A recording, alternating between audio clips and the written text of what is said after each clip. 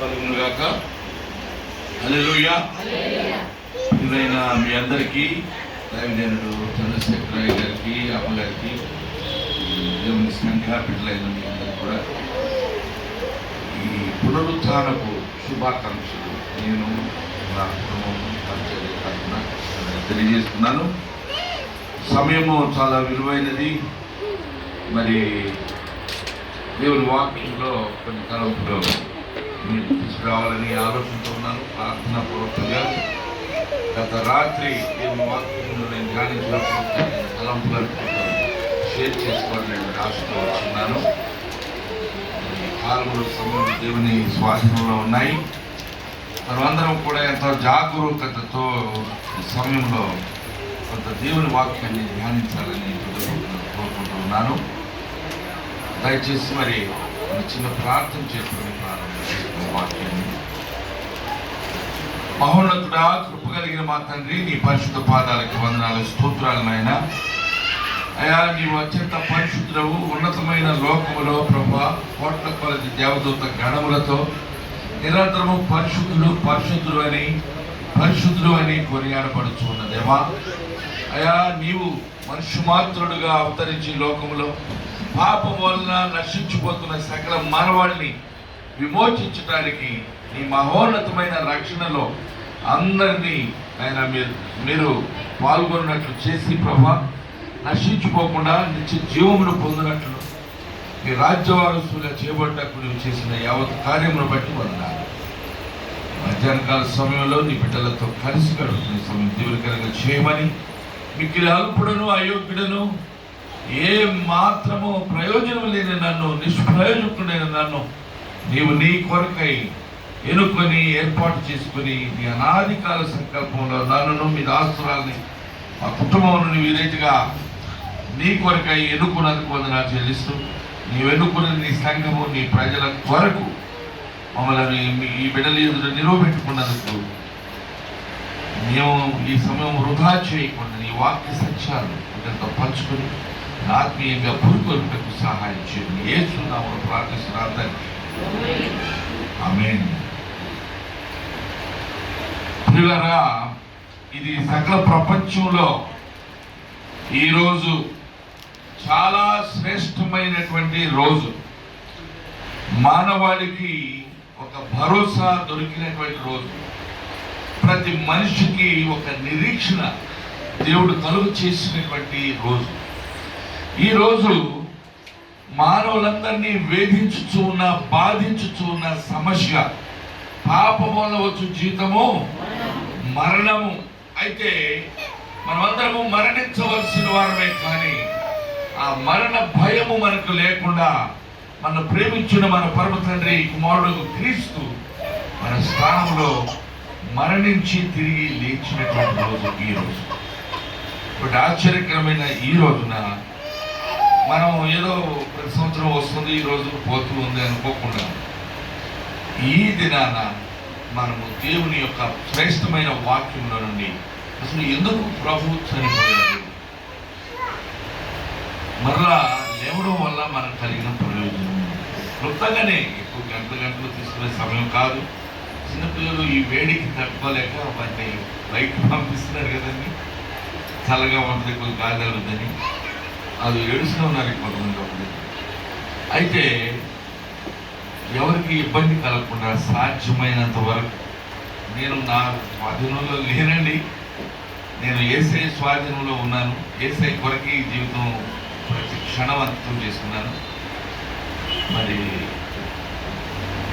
నాతో మీరు ఏకీభవించి వాక్యాన్ని ధ్యానించాలని ప్రయత్నం చేస్తున్నాను. పిల్లరా, ఈ పరిశుద్ధ లేఖనంలో పునరుత్థానము యొక్క ప్రాముఖ్యమైన కొన్ని తలంపులు అపోస్తలుడును పరిశుద్ధుడైన పౌలు గారు మొదటి కొరింథీ పత్రికలో 15వ అధ్యాయంలో చాలా ప్రాముఖ్యమైన విషయాలు ఆయన తెలియజేశారు. బైబిల్ మొత్తము దేవుని సత్యమే, దేవుని యొక్క అనాదికాల సంకల్పం యొక్క నెరవేర్పు. మరి ఇది మనకు చాలా అవసరమైనటువంటి.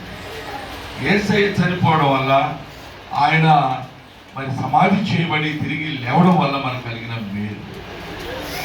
దాని అర్థం ఏమిటి? ఇవన్నీ కూడా మనం ఈ సమయంలో క్లుప్తంగానే పోసుకుందాం. 1 కొరింథీ 15వ అధ్యాయము 20 నుంచి 22 వరకు మనం చదువుకున్నాం. 15వ అధ్యాయము 1 కొరింథీ 20, 21, 22 వచ్చినారు.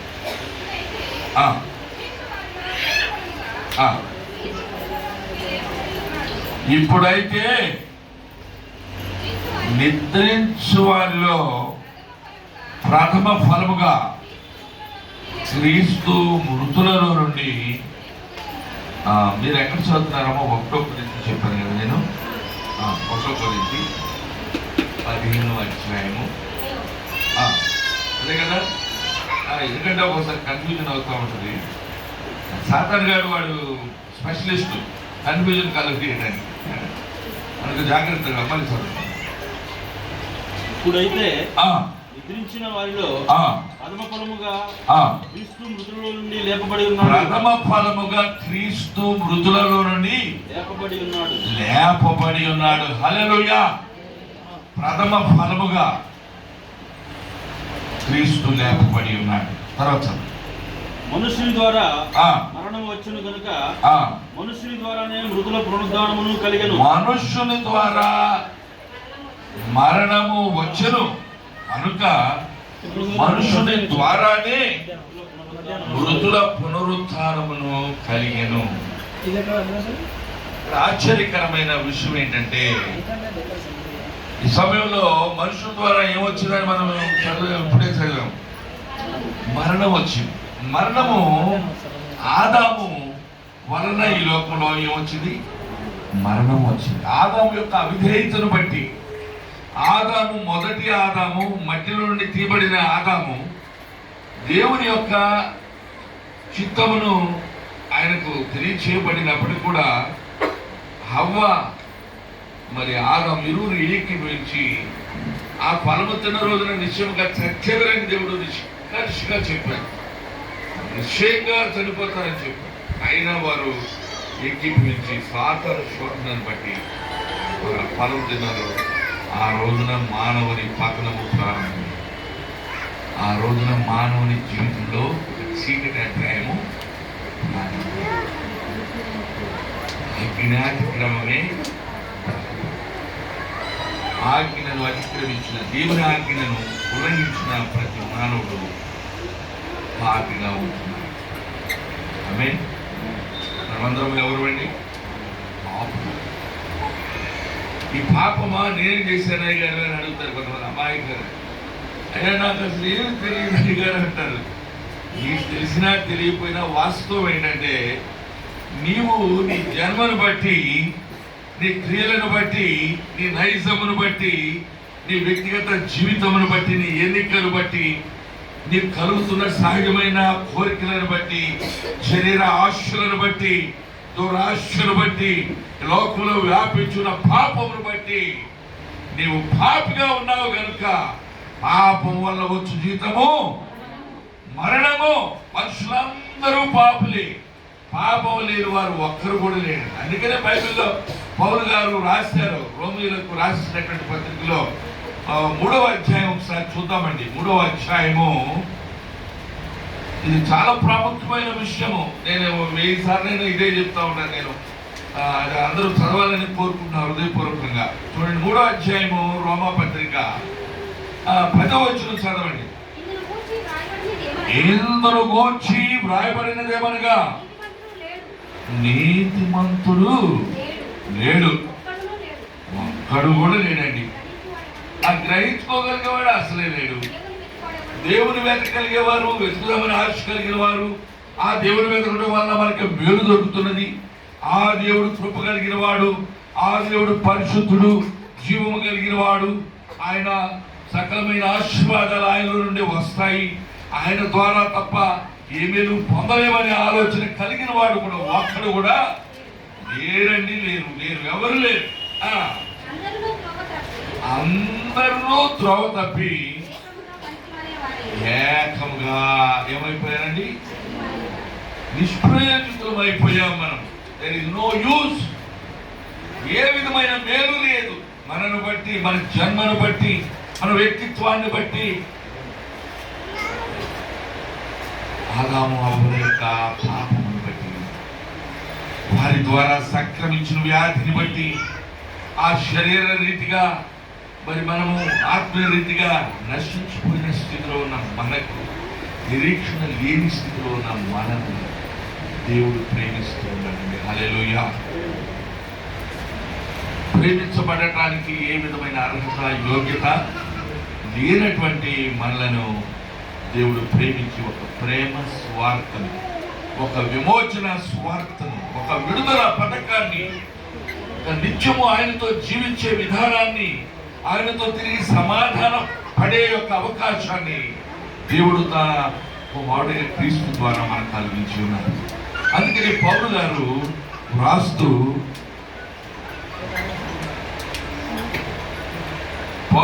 రాస్తూ ఇక్కడ 1 కొరింథీ 15వ అధ్యాయంలో 3-4 వచనాల్లో అద్భుతమైన విషయాన్ని తెలియజేశారు. ఇదే అధ్యాయంలో చూడండి దయచేసి. నాకు ఇవ్వబడిన ఉపదేశమును మొదట మీకు అప్పగించింది. అదేమనగా లేఖనముల ప్రకారం క్రీస్తు మన పాపముల నిమిత్తము మృతి పొందెను, సమాధి చేయబడెను, లేఖనముల ప్రకారము 3వ దినమున లేపబడెను. హల్లెలూయా.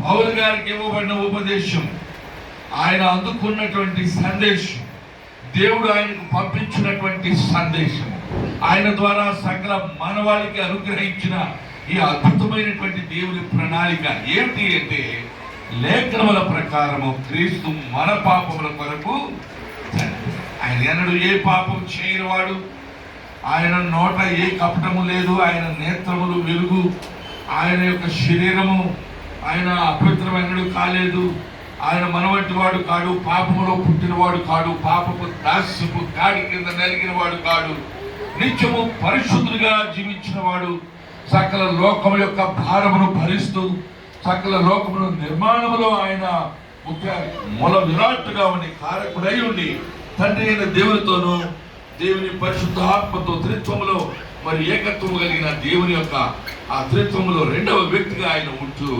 అద్భుతమైన దేవుని ప్రణాళికను నెరవేరుస్తున్నారు.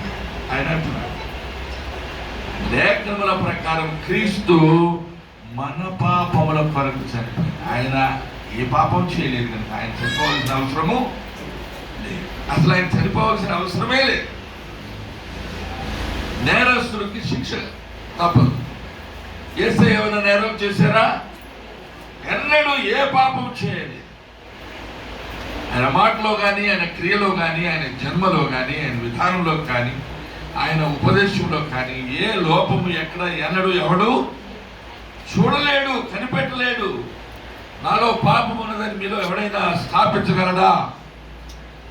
యేసయ్యలో తప్పు ఉన్నదని పనికిమాలిన వ్యక్తులు, నశించిపోయిన వ్యక్తులు, జీవము కలిగిన దేవుని మాటలు గ్రహించుకునే శక్తి లేని వ్యక్తులు, పనికి మాలిన మనుషులు, వాళ్ళ సోషల్ మీడియాలో చూస్తే ప్రతి ఒక్క వ్యక్తి ఆయన విమర్శించేవాడు, ఆయన మాటని ఇష్టానుసారంగా దుర్వినియోగం చేసి తమ స్వకీయ నాశనము కొరకు అనేక మంది తేలిగ్గా బైబిల్ని తీసుకుని ఆయనతో ఏ సంబంధం లేదు, ఆయన ఎక్కడ నుండి వచ్చాడో తెలియదు, ఆయన ఉత్పత్తి ఏమిటో తెలియదు, ఆయన ఉద్దేశం ఏంటో తెలియదు, ఆయన మాటల యొక్క అర్థమే తెలియదు. అలాంటి వ్యక్తులు అందరూ పట్టుకొని ముష్కరులు, మూర్ఖులు, బజార్ల వెంట తిరిగేవారు. అంటారు చూసారండి, ఊళ్ళలో మాది పల్లెటూరు బాగా అనాకానికి కూడా పనికిరాని వ్యక్తులు అంటారు. వారి వల్ల ఎవరికి వారికే ప్రయోజనం లేదు. వాళ్ళు మేము బాగా దేవుడు ధనవంతుడుగా ఉండాలి, దేవుడు పేదవాడు అవుతాడా? ఏం పిచ్చి రీజనింగ్ అండి. ఆయన అత్యంత ధనికుడే. హల్లెలూయా. ఆయన రాజే.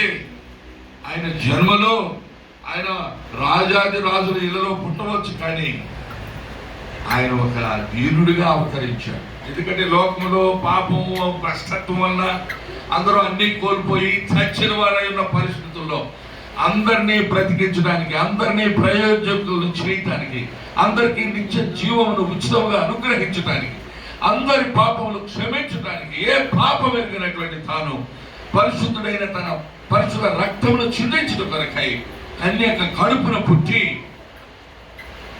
ఈ లోకంలో రిక్తుడుగా వచ్చి మనందరి కొరకు తన ప్రాణం పెట్టాడు. హల్లెలూయా. ఆ యేసు ప్రభు వారిని అనడానికి వాళ్ళకి కూడా తెలుసు, వంకాల మనుషులు ఎదుట రూపాయి సంపాదించాలి, అక్రమార్జన సంపాదించాలి. 10 మంది చూసి వివాదం అయితే ఇదేదో యూట్యూబ్ వాళ్ళు చాలా మందికి జీవనోపాధి అయింది. చాలా మంది దైవజనులు ఉన్న వారు దేవుని వాక్యంలో ఏమన్నదో చెప్పకుండా ఒకరితో ఒకరు వాదాలు పెట్టుకొని గంటలు టైం వృధా చేస్తున్నారు. ఆ పనికి మళ్ళీ సోషల్ మీడియా ఒకటి సాతాను గారి లోకానికి ఇచ్చాడు. ఆ యూట్యూబ్ అంట ప్రతి ఒక్కరు దానికి వాడు పనికి మళ్ళీ చెత్తంతా అక్కడ చేస్తా సబ్స్క్రైబ్ చేసుకోండి, ప్లీజ్ షేర్, లైక్, కామెంట్ అంట, సబ్స్క్రైబ్ అంట. కొంతమంది దండాలు పెడుతున్నారు. మాకు కూర్చొని సబ్స్క్రైబ్ చేసుకుంటే మా కొన్ని దొరుకుతాయండి, మీరు సహాయం చేయండి. ఇలాంటి లోకంలో ఉన్న మనం పిల్లల యేసు ప్రభువుని ఎవరు ఏమంటానికి ఆయన పరిశుద్ధుడు, పాపము లేదు. 53వ అధ్యాయం యెషయా గ్రంథం చూస్తే 53వ అధ్యాయము యెషయా గ్రంథము. అయ్యా ఒక 40 నిమిషాలు అయ్యి అవగానే దయచేసి నాకు రిమైండ్ చేయండి అయ్యా, నేను ముగించేస్తాను. చూడండి దయచేసి 53వ అధ్యాయము యెషయా గ్రంథం. చాలా విషయాలు చెప్పాలని నేను నిలబడ్డాలే కానీ సమయం దేవుడు అనుమతించినంత వరకు నేను చెప్పగలుగుతాను. ఎందుకంటే చాలా ఈ బైబిల్ ఒక్కసారి ఎవరేం చెప్పలేరు. అసలు జీవితాంతం అంతా దాన్ని పరిశోధించిన ఇంకా మనకు తెలుసుకోవాల్సిన చాలా విషయాలు ఉంటూనే ఉంటాయి. అందుకని దావీదు భక్తుడు కీర్తన 1వ అధ్యాయంలో ఏమని రాశాడు? పాప మార్గం నిలువక మహాచకులు కూర్చోడక యెహోవా ధర్మశాస్త్రమునందు ఆనందించుతూ. ఎప్పుడండి? ఎంతకాలం? డే అండ్ నైట్, దివారాత్రం, పగలు రాత్రి ధ్యానించుకోవాలి. ధ్యానించకపోతే మనకేమీ తెలియదు. తెలుసుకోవాలని ఆశ ఉంటే మనం ఏం చేస్తాము? ధ్యానిస్తాం. ఏం ధ్యానించాలి? ఇంటర్నెట్లో కావు ధ్యానించాలి. సినిమాలు మన పాపమైన కేంద్రమైన పాపపు ఇష్టమైన విషయాల్లో మనకు ఆసక్తి ఉండటం వల్ల ఏం ప్రయోజనం ఉండదు. ఒకవేళ నువ్వు లోకంలో ఉంటున్నావు, ఏదైనా ఒక క్షణంలో వార్త ఏదో విధానం చూద్దామని చూసి మళ్ళీ వెంటనే ఎట్లే రావాలి నువ్వు నేను మనందరం చెప్పండి. దేవుని వాక్యంలోకి దేవుని వాక్య సత్యాన్ని ధ్యానించాలి. ఆ విధంగా పౌలు గారు రాసినటువంటి పరిశుద్ధ లేఖనము చాలా గొప్ప సంకల్పం, దేవుని ఉద్దేశం ఇక్కడ బయలుపరచబడింది. లేఖనముల ప్రకారము క్రీస్తు మన పాపముల కొరకు చనిపోయేది. 53 తీశారమ్మా, అక్కడ చదవండి. సరే 53వ అధ్యాయం యెషయా గ్రంథము తీసుకున్న వారు చదవండి, సహాయం. మేము తెలియజేసిన సమాచారము ఎవడోనమను యెహోవా బాహు ఎవనికి బయలుపరచబడెను. లేత మొక్కలను ఎండిన భూమిలో మొలిచిన మొక్కల వలన అతడు ఆయన ఎదుట పెరిగెను. హల్లెలూయా. యేసయ్య ఎలా ఉన్నారంట? లేత మొక్కలాగా నవనవలాడుతూ ఉంటుంది. లేత మొక్క చూస్తే అది సున్నితమైనదిగా, అది ఊరికి నేను నలిగిపోతాను. పట్టుకొని చేస్తే ఏమైపోతుంది? అంత స్వచ్ఛమైనటువంటి ఆయన అలాగా తండ్రి అయిన దేవుని మనుషుడుగా ఆయన దేవుడు కనుక ఆయనకి శరీరం లేదు, దేవుడు ఆత్మ. అటువంటి ఆత్మస్వరూపి అయిన దేవుడు శరీరంలో జీవించుతూ ఉన్న, పాపములో నలిగిపోతూ ఉన్న, నిరీక్షణ లేనటువంటి మనలకు మన భారాన్ని ఆయన భరించడానికి మనుషుడుగా అవతరించాడు, అన్నింటినీ పూరించాడు. ఆ తర్వాత చదివే అతడు ఆయన ఎదుట పెరిగెను, అతని స్వరూపమైనను అతనికి స్వరూపమైనను సొగసైనను లేదు. చూడండి అమ్మా, అందరూ చూడండి. స్వరూపం అంటే మంచి రూపం, సొగసు అంటే అందరూ చూసి ఆ భలేగా ఉంది కదా, చాలా బాగుంది కదా అని మనం అనుకోవడానికి సొగసు